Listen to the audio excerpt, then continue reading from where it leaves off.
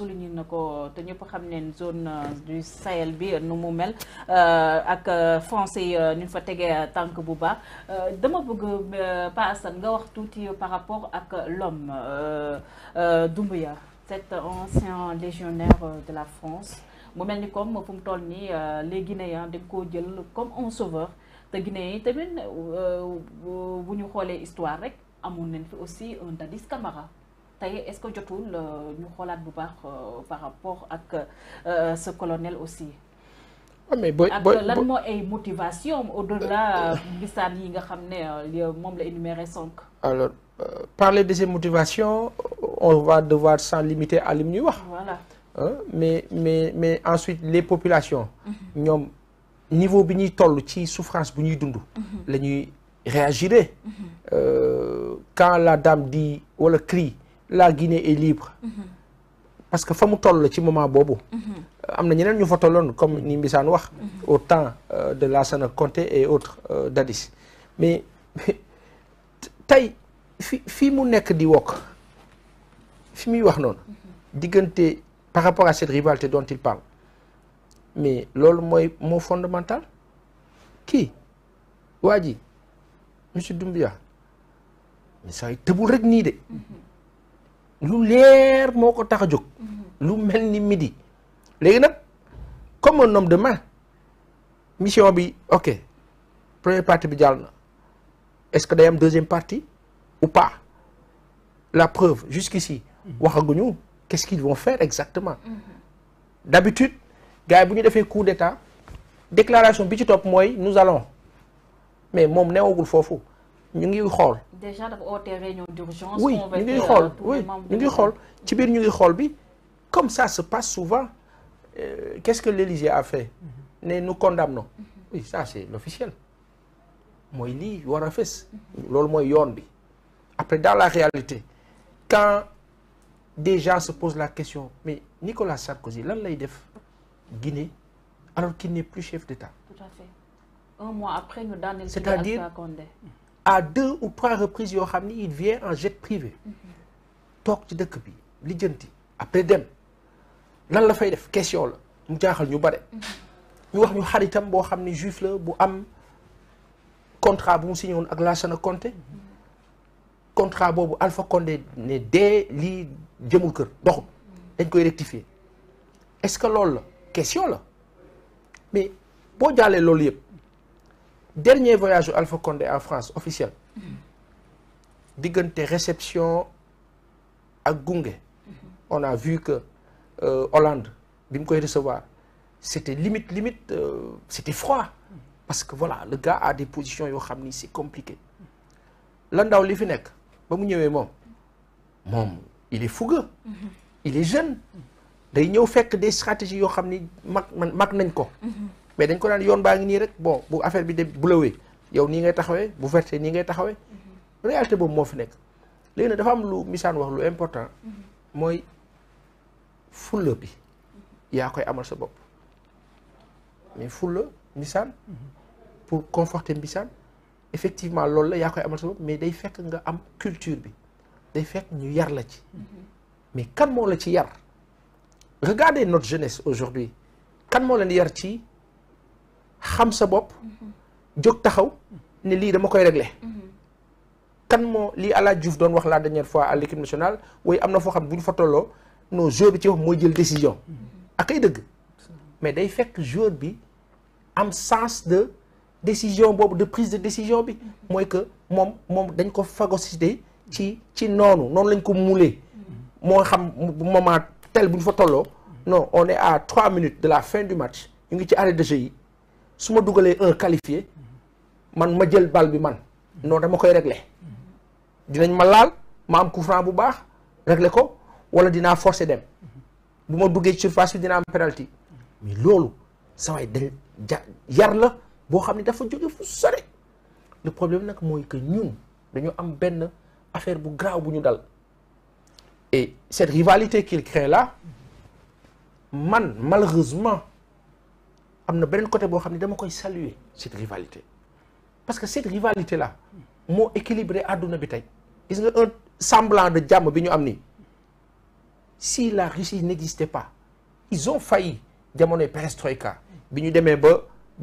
89 ñu jaxase les pays le bloc est jaxase après guerre froide bi jaxase affaire yi tas URSS Union soviétique parce que union boobu dafay doon déranger bañ ko tasee après fan lañ dem dañu teer ci ñëw nag léegi ci la Russie est devenue toute petite mais yàlla indi benn waay bu tudd Vladimir Poutine loolu mooy nattu tubaab yi muy chance su Afrique et qu'est-ce qui se passe dañuy dem ba jëmmi jamono guerre Syrie am guerre Syrie lu ko sooke li muy wax noonu rivalité boobu muy wax noonu moo indi guerre Syrie mais rivalité boobu est-ce que ñun suñu avantage la wala suñu njeexital ñun ñi nga xam ne suñu dëkk yi loolu la ma nekk di la wax dama lay xamal ne la rivalité boobu sos guerre Syrie presque 10 ans yoo xam ni gars yi mënuñu daaneel Bachar al-Assad 10 ans ngeen di xeex benn nguur mënu leen ko daaneel saa yi la téye nguur ga dëgër na et la téye nguur ga mu ngi tudd Vladimir Poutine mu ngi tudd Iran mu ngi tudd la Corée du Nord parce que dañu gis ne que ñii tubaab yi li ñu soxla mooy gaz bi nekk Syrie li ñu soxla mooy ressource ya fa nekk donc nañ ko jaxase jël ko kooku lànk am ñu taxaw dimbali ko loolu mooy réalité bi Alpha Condé nag ndeysaan ci comportement bu bizarre moom dimbali ko day jafe parce que ci attitude li mu wax sànq par rapport à Hugo Chavez mooy que population bi mënuñu la dimbali parce que yow fi nga war a àndee ak ñoom pour ñu def face contre kooku maanaam nga jox leen information bu baax xamal leen ne man ñaari mandat yi laay def maa ngi nii di dem mais fexe leen ba xam ni li tax ma doon bëgg a toog te duma ko def lii la ak lii ak lii minerai bi nekk dëkk sàngam tubaab yi dañ ko bëgg a jël lànk leen mais boo xefee peuple bi ne la non defal troisième mandat loolu la réussirul et c'est ça qui a manqué au président Wade quand il faisait ses dernières sorties en disant américains yeeg français yi dañ may xeex nañ ma may ma àggali sama beneen sama projet yi il voulait parler dans ce sens malheureusement l'équipe qui était autour de Wade n'a jamais su être correct vis-à-vis des Sénégalais c'était plus de l'arrogance à un moment donné ak une dose de naïveté boo xam ni on était plus dans le yé-vivé dans le cop que plus dans attention dëkk bi mu ngi nekk en danger te loolu noonu njàpp bi tey moo nekkaat fii ba tax na la présence de la Russie moo stabiliser Centrafrique avant lu ñu doon def da ngay gis dañ jaxase nañ dëkk ba parce que ñoom ci ethnie ak religion la ñuy jaxase les pays africains Guinée teg nañu Malinké Soussou ak Peul fexe nañu ba jaxase leen ba nga xam ni heure bu Guinée demee bay xaw a calme ñu indi leen gis ngeen de bëgguñu dalee jàllo parce que Peul la Peul yëpp mer ñu tourné ne leen waa ji Malinké la attention lu ñu commencé wax seen waa ji Doumbouya Malinké la de gis ngeen de ça va continuer encore Peul yi xaw a am réserve euphorie bi li muy bare ñu xaw a am réserve tubaab bi teg benn épée de Damoclès boo xam ne ci li ñuy tiitee toujours l'essentiel duñ ci nekk savoir duñ ci nekk njàng mi du baax dëkk bi du set santé bi du baax ñuy dundee noonu ñoom ñuy jël ressources yi di dem moo tax la présence de la Russie li ko justifié mooy la Russie a compris que gaz ba leen ñuy lijjanti fële ca Syrie bu leen tawee fii lañ koy jël see diggante Sénégal ak Mauritanie ak li ko wër fii moo xam nga dem Syrie jëli gaz moo gën a metti moo gën a sori te fii am na fi Russie ne damay gérer fële équilibré fii gérer Centrafrique bi nga xam ni jamaa kese la parce que ñooñu dañoo yàgg sonn ci ñu leen di massacrer ak seen chef d'État yi ba duñu am avancement loolu noonu tey moo am Afrique de l'Ouest la Russie l'a tellement compris bi Russie yi demee ba comprendre que français yi ñooy problème mu Afrique de l'Ouest commencé teg benn tànk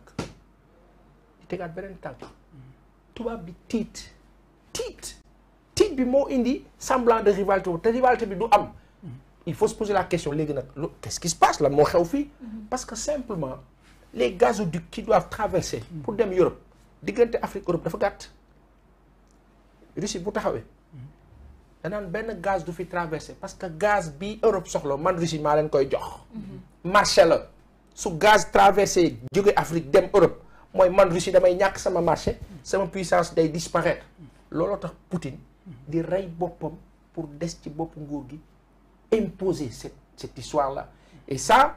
en termes géopolitiques il faut que nos médias ici puissent y travailler davantage gis nga information bi ñun fi ñu ko teg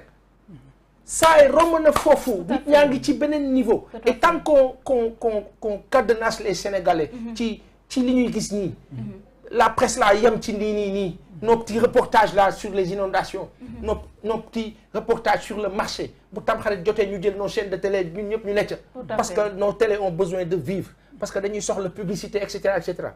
mais mooy jur que l'essentiel duñ ci nekk et tant que un peuple n'a pas la bonne info ce peuple ne sera jamais fort, ce peuple ne sera jamais bien formé, ce peuple ne sera jamais constructeur et profiteur de ses possibilités. Tout à fait. Après putsch bi gis neen ay kuréel yu mel ni comme ONU ñi comme condamné fermement cette affaire di sàkku sax pour ñu libérer immédiatement le président Condé. La CEDEAO aussi di exprimer wu moom tamit